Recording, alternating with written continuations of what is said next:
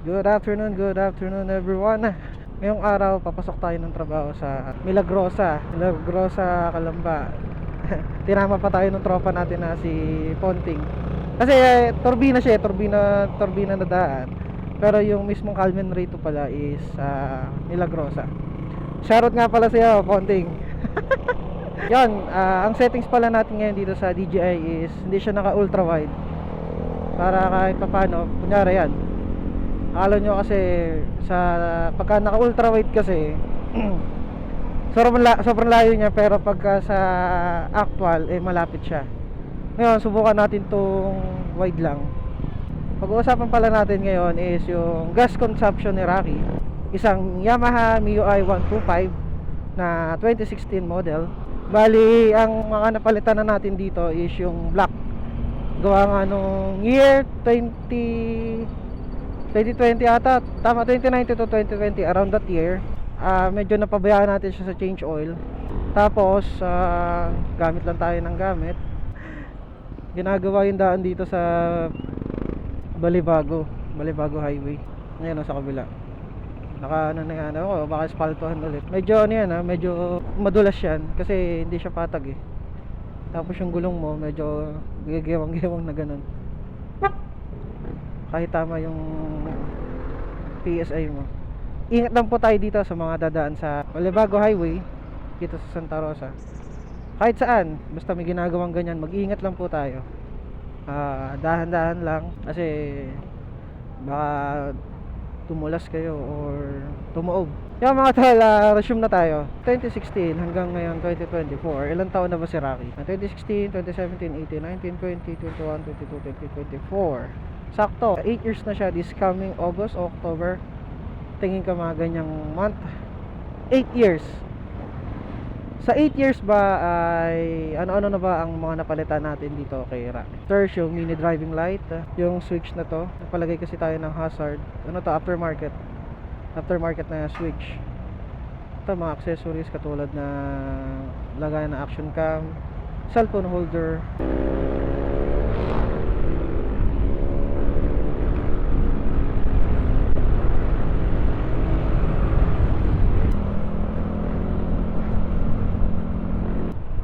Noong 2016, ang mga nakakabit talaga dito, original until now, is yung bracket na GB. Ano siya, hindi yung full bracket na HRV kung tawagin. Tapos GB box na 30 liter na nabili namin sa Motoworld sa Solenad ata, ano, tama, Solenad. Pakitama na lang mga tol kung mali yung mga pinagsasabi ko.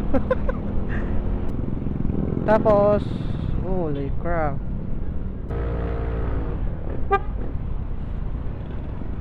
bago pa lang si Rocky kasi mga tol, kwento ko lang din. Napalitan kaagad namin to ng Max na Racing Boy na white na 3-spoke. Kasi nga syempre forma kabago pa lang, na wala pang isang taon, bago na Max noon. Binila namin siya ni Mamo. Tapos tire, bumili na rin kami noon. Ang ginagamit pa namin dati is yung FDR na export tayo. So ride kami dito, ride kami dyan, kahit saan kami magpunta. Kasi yun nga, puro bago. Actually mga tol, nung panahon na yon, hindi pa ako maalam mag-compute na kilometer per liter. Basta drive lang drive, pagas, pagkakakonte, pagas ulit, ganun lang. Gamit lang ako dati, sigamit lang. Tapos siya, nagkaroon na rin ng motor yung mga tropa. Nagkakawentuhan kami kung ilan nga ba ang kilometer per liter mo dati. So hindi ko masagot, sabi ko gamit lang ako ng gamit eh.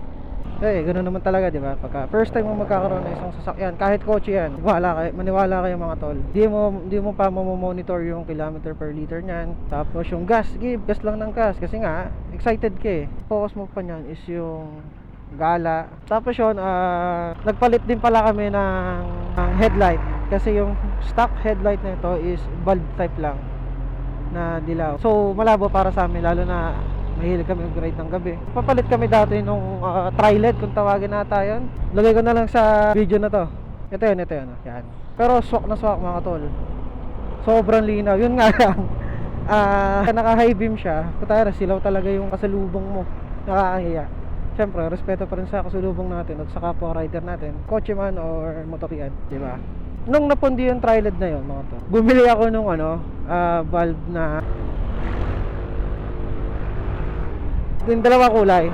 Yung low beam is puti, tapos yung high beam is dilaw. Hindi ko siya nagustuhan kasi hindi, pangit para sa akin. Hindi ko siya talaga nagustuhan. Dito tayo, XCS tayo. Pagas muna tayo mga tol. Wala na 2 days tayo mag-on-site Meron tayong belt bag na GB. Shopee lang yan mga tol. Pero ayos din naman siya, comfy. Tapos andito nakalagay yung cellphone natin, yung battery case ng DJI. Pula po, full tank boss. Sige ba, sarado mo na lang 200 para sakto po. Salamat po. Bali yung mga tol, nagpa-full tank muna tayo kasi nga hanggang bukas tayo mag-on-site. From Santa Rosa kasi papunta dun sa Milagrosa or dun sa office namin is 20 km papunta pa lang. So balikan is 40. Baka ubusan tayo ng gas. Pati hindi advisable na yung gas mo isasagadin mo. Kasi ni paring Kirby, kapag lagi mo daw ginagawa na sinasagad mo yung gas mo dun sa empty, laki ang chance pala na masira yung fuel pump mo sa motor. Mahal magpapalit nun. Mahal yun mga tol. Para sa akin So pag alam nyo na malapit na siya, kahit sa bago pala mag-start yung red na dito sa gas, nagpagas na agad kayo para makaiwas kayo sa sira ng fuel pump nyo. Natutunan ko lang din yan kay paring Kervin. Siyempre, mekaniko ng Yamaha yun Tsaka tinuturuan naman ako ng mga basic troubleshooting. Tsaka para maging aware din ako. Yan, sa mga gusto pala magpagawa kay paring Kervin, ito yung FB page niya, nasa taas. Lagay ko na lang din. PM nyo lang yan. Sasagot yan. Tapos by schedule na lang kayo. Chat nyo kung kailan kayo pupunta at anong oras. Yung mga tol, anong oras na ba?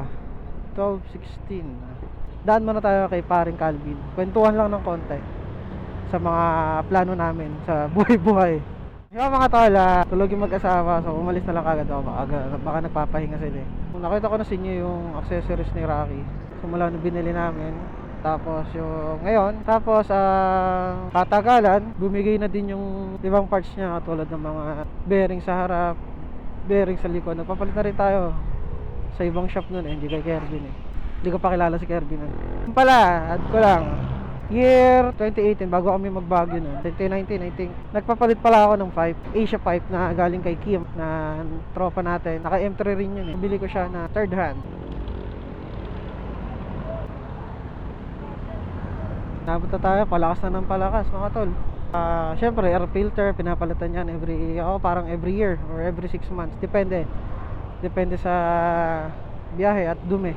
Syempre ang pinapalit natin rig parts na Yamaha na bearing, Yamaha na air filter. Nakilala ko na si Kervin mga tol. Napansin niya nung first PMS ko sa kanya is sira na yung injector ko dahil sa mga ibang shop na pinagpapalinisan ko na FI cleaning ng injector, napunit yung sa akin, lumaki yung butas. Hindi ko sure mali yung paglilinis ng injector ko kasi dati pa nagpapalinis ako injector parang every year din Hindi ko alam kung tama ba o mali kasi nga hindi naman tayo mindful dati hindi naman tayo aware kung ano yung dapat sa hindi dapat. Kaya nung nakilala ko si Kevin, lahat kahit pa paano aware na tayo mga dapat gawin sa hindi dapat gawin. Shoutout sa'yo paring Kervin. Maraming salamat. Nagpalit na tayo ng injector kasi nga napunit siya. Sabi sa maling paglilinis ng injector yon. Katagalan na lang din. Tapos nasira rin yung TPS ko, throttle position sensor natin. Lagi siya nalulunod kahit malinis yung throttle body kasi nga nasira yung TPS niya. Yun yung mga napalitan namin nung si Kervin na yung mekaniko natin. After nun, naging matino na si Rocky. Masigla na ulit yung takbo niya at never na siyang nalunod. Galing. Sa CVT naman mga tol, bali bago kami umakyat ng Baguio noon, yung stock dry piece pulley ko pinakalkal namin sa isang shop kila DDM sa malapit sa may St. Michael, Laguna. Hindi ko sure kung magkano yung singil sa ni DDM nun kasi nagpagawa lang kami dun sa isang motor shop sa Walter Mart malapit sa may Enchanted Kingdom. Sabi, sir, boss, paano na lang natin to? Pakalkal na lang natin tong dry piece pulley mo. Nung time na yon uso yung kalkal eh. So, tinry ko. Siyempre, uso eh. May maganda yung performance niya compare with stock. May mas arangkada tsaka dulo. Depende pa rin sa tono ng CVT mo. Patulad na pagmimix ng or pagtitimbang ng bola or pag-a-apply ng bola. Ang bola kasi nung naka-apply sa akin that year 911 na MTRT tapos kalkal na stock drive face pulley by DDM.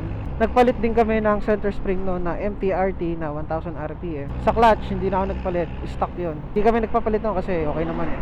Sinubukan ko lang naman.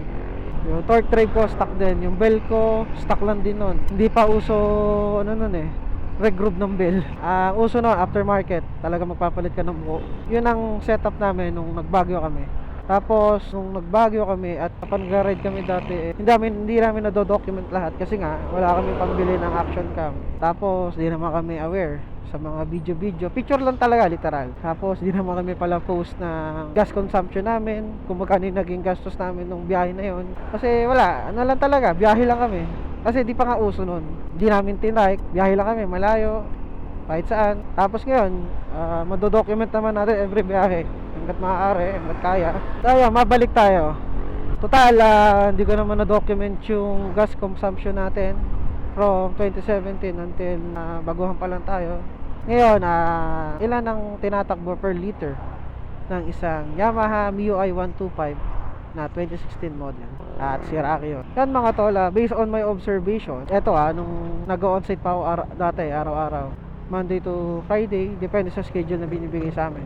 From Santa Rosa to Milagrosa, ito Turbina to eh. Doon pa yung Milagrosa, malapit sa may Calvin Ray. Hanggang sa office namin, from Santa Rosa hanggang sa office namin, umaabot ng 20 km isang way. So balikan, 40 km sa isang araw. Ngayon, ang gas capacity ng MIUI 125 is parang 3.5 liters ata sa pagkakatanda ko. 3.5 nga ba? Check natin pagka ano.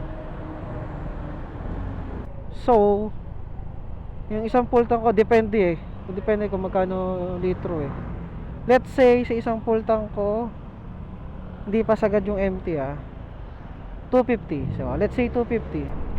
40 km per liter. 120 to 130 km kayang takbuhin ni Rocky. For me, tipid na yun eh. Tapos, ang takbo ko nun, depende sa mood. May 60, may 80, may 100, depende. Pero mostly. Hindi pa naman walwal na biyahe yun eh. Siguro, ang standard ko, 60 to 80. So, yun mga tol, dito ko muna tatapusin ang vlog niya rin kasi magtatrabaho muna tayo. Dapat separate ng oras yung pagbablog nyo tsaka yung trabaho nyo para hindi mag-conflict sa isa't isa, di ba? Hindi naman pwedeng vlog lang, papabayaan mo yung trabaho mo. Hindi ganun tol. Dapat balance pa rin, hati yung oras. Pwede ka na mag-vlog after ng duty mo, di ba? So ayun mga tol, dito muna natin tatapusin yung vlog natin. Sana may natutunan kayo at salamat at nasayang ko yung oras niya. At yun, tatrabaho muna ako mga tol, dyan muna kayo. See you sa next video mga tol. At ingat po tayo palagi. Ride safe always. Ciao.